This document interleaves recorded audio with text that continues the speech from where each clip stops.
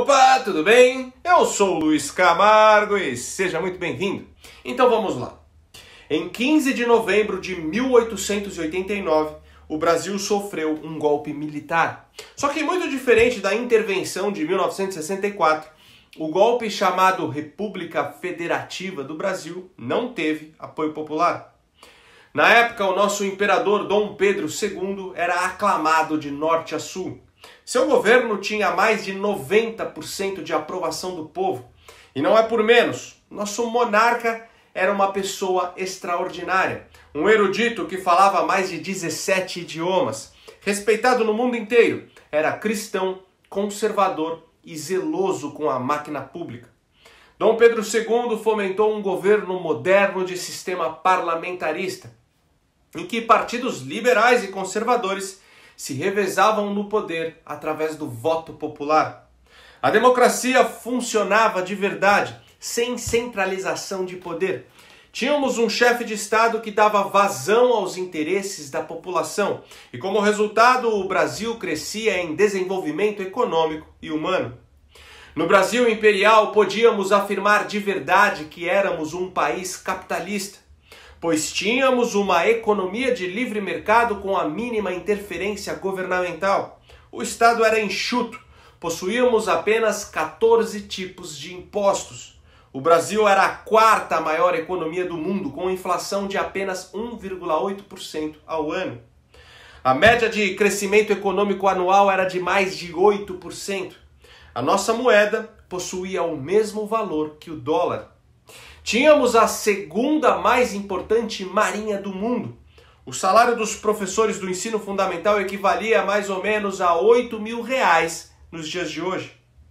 Enfim, o Brasil tinha um projeto a longo prazo e, sem dúvida nenhuma, se esse projeto não fosse abruptamente interrompido, hoje estaríamos entre aquelas nações que consideramos de primeiro mundo. Mas, infelizmente, um golpe, orquestrado por uma pequena elite que já detinha o poder econômico, mas que ansiava obter também o controle político, destituiu nosso imperador para instalar uma república fajuta que celebramos no dia de hoje. Bom, mas melhor do que eu para falar disso, seria alguém que viveu esse período de transição. Alguém que estava lá quando a república tomou o Brasil de assalto. Alguém como o Antônio Conselheiro. Ô Biastro, dê a seus fiéis um bom conselho. Diga que paguem em dia seus impostos. Como devem pagar a quem nada lhes deu? É isso mesmo. Paga por quê? A senhora tá certa. É justo que os brasileiros não respeitem as leis da República. Quem tirou Dom Pedro do trono, lhe negando o direito divino de reinar sobre o Brasil, foi o anticristo da República. Quem inventou o casamento civil fora da igreja foi o anticristo da República. E os impostos? Quem inventou?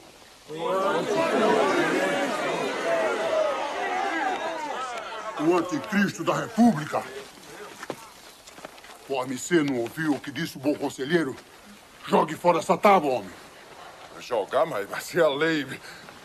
Eis aí o que a República é. O cativeiro. Trabalhar somente para o governo. É a escravidão.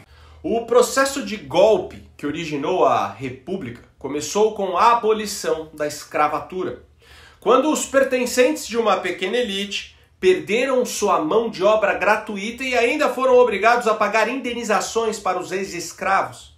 E com os ânimos alterados, confabularam com os militares para tomarem o poder e controlar o Brasil, vendendo uma mentira para o povo. Foi aí que nasceu o governo de compadrio, que perdura até hoje. O que temos que entender é que existe um processo histórico e o Brasil foi fundado por uma monarquia. Quando se rompe com a monarquia, se rompe com a base fundante do país, se rompe com o sentido da nossa pátria. Muitas pessoas falam, mas os Estados Unidos também é uma república e isso prova que o conceito republicano é um exemplo a ser seguido. Só que essas pessoas passam por cima do fato que o Brasil se tornou um país independente através da sua monarquia. Foi o próprio imperador que rompeu com Portugal. Já os Estados Unidos, para existirem como uma nação independente, tiveram que romper com a monarquia inglesa. E para isso acontecer, tiveram que se organizar como república. Por isso, nos Estados Unidos, o Partido Republicano é o guardião dos valores tradicionais. Já no Brasil, os valores tradicionais estão na Casa Imperial. Outro ponto fundamental é que, apesar dos Estados Unidos não terem a figura de um monarca, a divisão de poder é muito semelhante à que se praticava no Brasil Império. Tanto que Dom Pedro copiou na íntegra a Constituição americana. Para se ter uma ideia, a Constituição americana tem apenas 7 artigos e é a mesma desde a sua fundação.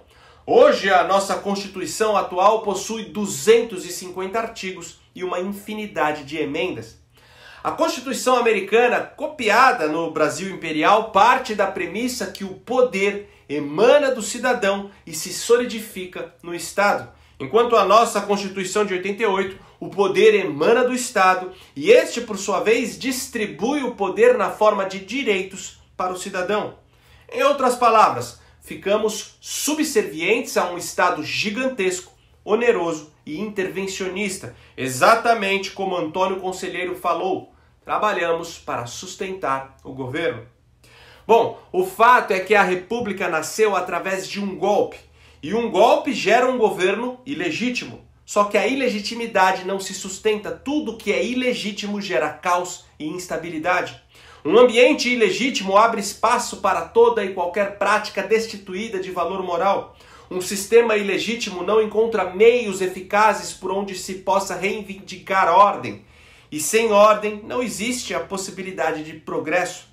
Desde 1889 ficamos separados da nossa identidade, ficamos apartados dos nossos pais fundadores e à mercê de uma sequência de fracassados projetos de poder com suas revoluções que prometiam um mundo melhor, mas que jogavam o país cada vez mais na lama. Primeiro tivemos um decadente governo positivista inaugurado por Marechal Deodoro da Fonseca. Em 1920 permitimos a vinda do Partido Comunista. Depois veio a nefasta Revolução de 30, onde na sequência o fascismo entrou em cena com a ditadura de Vargas, que expandiu a máquina pública e aumentou o controle do Estado sobre os indivíduos. Depois tivemos uma sucessão de governos medíocres até a chegada de um controverso regime militar, que apesar de ter impedido uma terrível revolução comunista, criou o ambiente ideal para que alguns anos mais tarde os revolucionários, por eles combatidos, controlassem o país.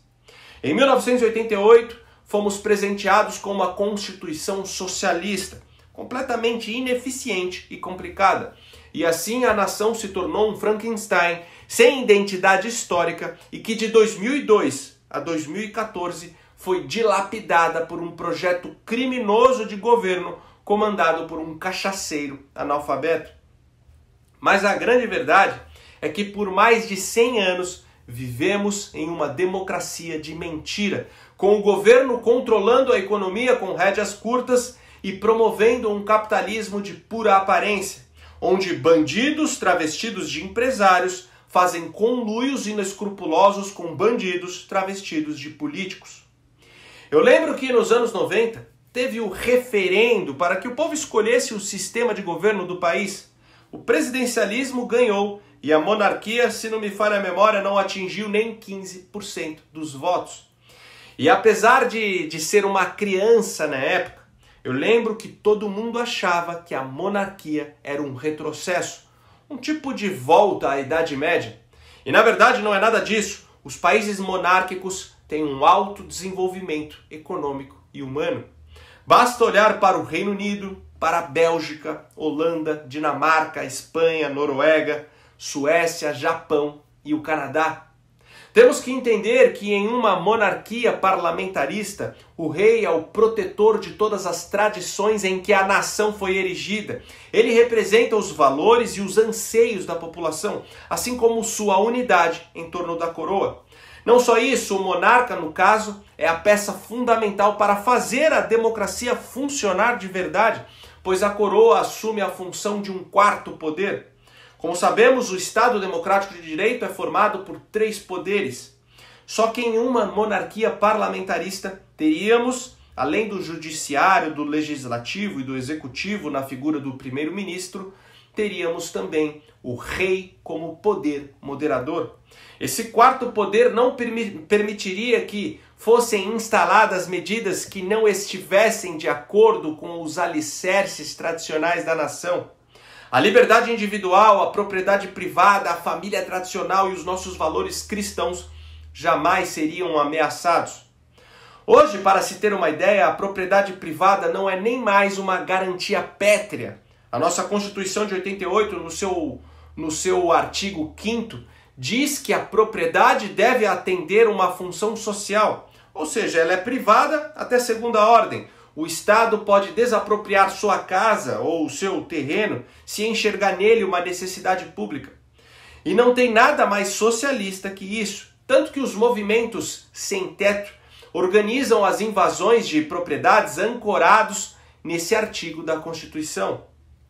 Bom, mas para dar um exemplo prático do papel moderno do rei, em um escândalo de corrupção como o que nós vivenciamos na era petista, com vários parlamentares envolvidos em roubos e desvios de dinheiro, com o executivo governando de acordo com ordens supranacionais, se utilizando de dinheiro público para financiar países ditatoriais, o rei teria plenos poderes de dissolver todo esse governo corrupto e convocar novas eleições. Assim ele retiraria toda a estrutura política podre para dar início a uma fase nova, com novos parlamentares e um novo primeiro-ministro. E todo esse processo aconteceria de forma rápida, eficiente, respeitando a supremacia democrática e sem grandes abalos na economia.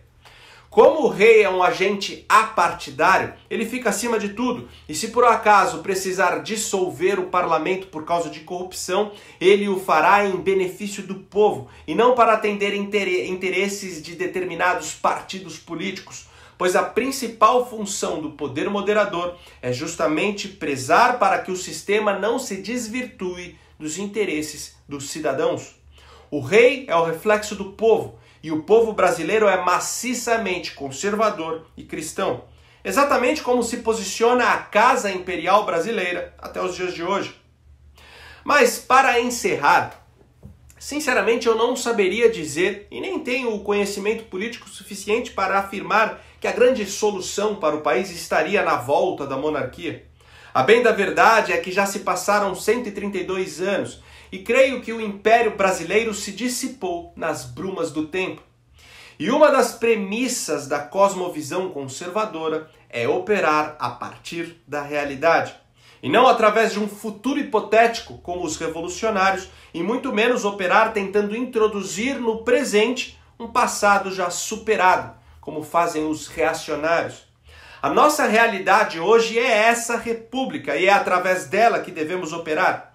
Existem países que também sofreram rupturas parecidas com a nossa e depois, com muito esforço, se solidificaram como nações estáveis e prósperas, como é o caso da Alemanha ou mesmo de Portugal.